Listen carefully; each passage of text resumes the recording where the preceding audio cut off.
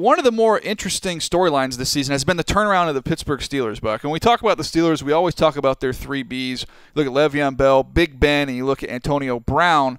But when I look at the turnaround, I've got 3 Ps, the reason for that turnaround. You see them here: power, patience, and presence. I'll explain in a minute. But first of all, tell me what you see when you look at the numbers, weeks 1 through 5 versus weeks 6 and 7. Well, weeks 1 through 5, this is a team that really didn't stick to their identity. You see, they were getting less than 20 points per game.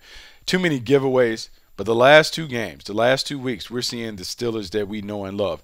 The biggest thing that stands out to me, the rush yards per game, 173. It means that the Steelers have turned to number 26, Lev Bell, to be the focal point of the offense. Everyone else is complimenting that, but the offense is thriving as a result. All right, I want to get to the tape here and tell you what I mean by the patience, the power, and the presence, because you can just look at this game against the Cincinnati Bengals, and when you break it down, you saw those first games, a lot of turnovers from Ben. This is about the patience. You want to rush 4 and drop 7. I'm going to take the check down all day long to Le'Veon Bell, and good things happen when you get 26 the ball. You're going to get a big chunk play there by him, and you see some of the physical presence to go ahead and finish right there. Another example, rushing 4, dropping 7.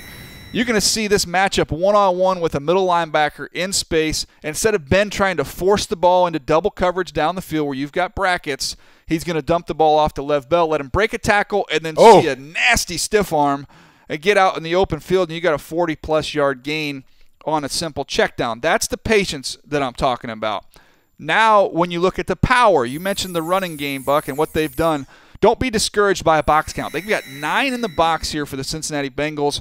Don't worry about it. The Steelers are in 2 tight ends. They got a fullback. You get a nice combo block by the tight end, nice kick-out block by DeCastro, and a very physical cut lead block by the fullback. That's a physical brand of football we're used to seeing from the Pittsburgh Steelers. So you got the patience. Now you've got the power.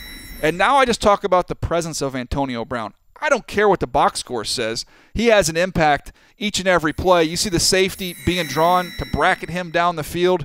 And Juju Smith-Schuster, before he can do that fancy hide-and-seek routine after the touchdown, he gets left naked down the middle of the field because the safety vacated to double-team Antonio Brown. So power, patience, presence, these Steelers are rolling. The Steelers are absolutely rolling, and that, you know, noticeably we didn't see Martavis Bryant, and we won't see him this weekend. But I think the big thing for the Pittsburgh Steelers is continue to stick to the recipe. The recipe has been a lot of Lev Bell early. Make sure Antonio Brown gets his touches.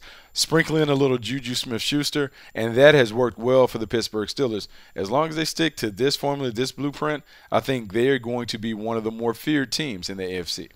Yeah, they've got it going. Steelers are in a really good spot right now, and you look at the way the Browns are a complete mess. The Ravens have not been good. They don't have enough weapons to compete. And the Bengals, when I look at their roster, I don't think the sum is as good as individual parts. They've got some good players, just haven't got it completely figured out yet.